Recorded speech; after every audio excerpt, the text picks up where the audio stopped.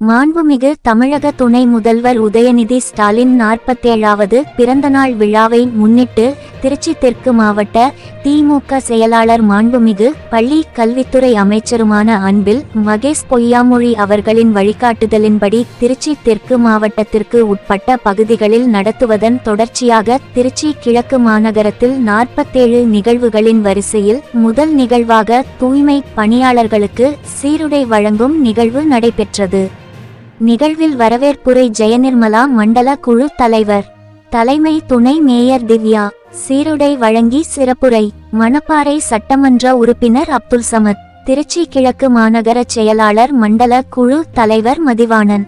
இந்நிகழ்வில் பகுதி கழக செயலாளர் ராஜ் முகமது, வட்ட கழக செயலாளர் சேகர் மற்றும் கழக நிர்வாகிகள் துப்புரவு பணியாளர்கள் கலந்து கொண்டு சிறப்பித்தனர். இறுதியாக நன்றியுரை துவரங்குறிச்சி பேரூராட்சி மன்ற தலைவர் சரண்யா நிகழ்த்தினார். திருச்சி மாவட்ட செய்தியாளர் வ பாலாஜி.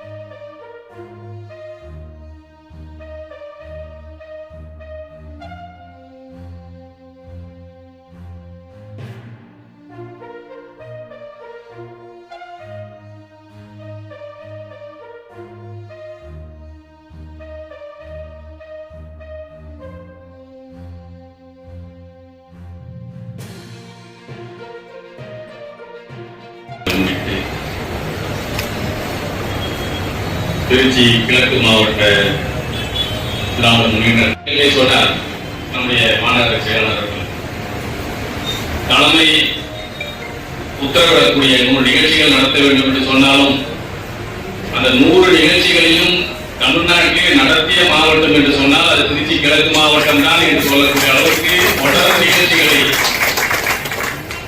கடந்த வருடம் நடத்தியதை நாம் பார்த்தோம். அதில் நான் ஒரு 2-3 நிகழ்ச்சிகளை நானும் பங்கு பெறக்கூடிய வாய்ப்பினை பெற்றேன்.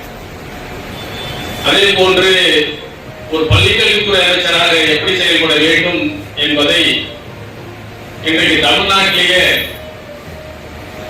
அமைச்சர்களில் பள்ளிக்கல்வித்துறையை பேச வச்ச ஒரு அமைச்சர் சொன்னா அது நம்முடைய அமைச்சர் தான் என்பதில் எந்த மாற்று கருத்தும் இல்லை. அந்த அளவுக்கு சிறப்பான செயல்பாடுகளை ஒன்றை விட்டுவிட்டார் நம்முடைய மாநகர செயலாளர். ஒவ்வொன்றையும் சொல்லிட்டு வரும்போது சட்டமன்றத்திலும் ஒரு சிறப்பான பங்களிப்பை தரக்கூடிய ஒரு அமைச்சராக நாம பார்க்கிறோம். ஒரு சின்ன குறிப்பு கூட இல்லாம 3/4 மணி நேரம் 50 நிமிடம் அந்த நிதிநிலை அறிக்கையில் பேசக்கூடிய ஆற்றல் வாய்ந்த ஒரு அமைச்சராக நம்முடைய பள்ளிக்கல்வி அமைச்சரை பார்க்கிறோம்.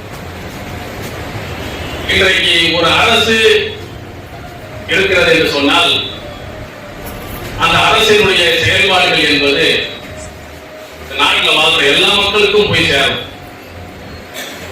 அந்த வகையில் இன்றைக்கு தமிழ்நாட்டில் நடந்து கொண்டிருக்கக்கூடிய திராவிட மாடல் அரசு நம்முடைய முதலமைச்சராகவும் துணை முதலமைச்சராகவும் இவர்கள் சாதாரண சாமானிய மக்களுடைய உயர்வுக்காக தொடர்ந்து பாடுபட்டுக் கொண்டிருக்கிறார்கள் என்பதை நாம் பார்த்துக் கொண்டிருக்கிறோம். நம்முடைய உதயநிதி ஸ்டாலின் அவர்கள் சட்டமன்றத்தில் பேசுவதற்காக முதல் உரை அவர் சட்டமன்றத்தில் பேசுறதே யாரை பத்தி பேசினாரு? மிகவும் பின்தங்கி இருக்கக்கூடிய மாற்றுத்திறனாளிகளாக இருக்கக்கூடிய அந்த மக்களுடைய பிரச்சனைகளை பற்றி பேசினார். திருநங்கைகளுடைய பிரச்சனைகளை பற்றி பேசினார். அப்ப குரலற்றவர்களாக யார் இருக்கிறார்களோ, யார் பேச முடியாதோ, அவருடைய குரல்கள் செல்ல வேண்டிய இடத்துக்கு செல்லாமல் இருக்கிறதோ அதை பற்றி பேசி அவர்களுக்கான பிரச்சனைகளை தீர்வு காணக்கூடிய ஒரு துணை முதலமைச்சர் தான் நம்முடைய துணை முதலமைச்சர் என்பதை இன்றைக்கு நாம் கண்கூடாக பார்த்துக் கொண்டிருக்கிறோம். ஆக ஒரு சிறப்பான ஒரு ஆட்சியை இன்றைக்கு நம் நாடு சந்தித்துக் கொண்டிருக்கிறது. துணை முதலமைச்சர்கள் இன்றைக்கு சிறப்பான ஒரு செயல்பாட்டை வழங்கிக் கொண்டிருக்கிறார்கள்.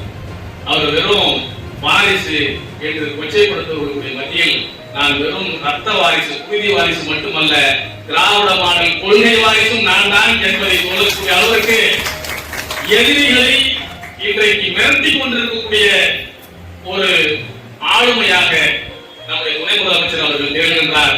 அவர்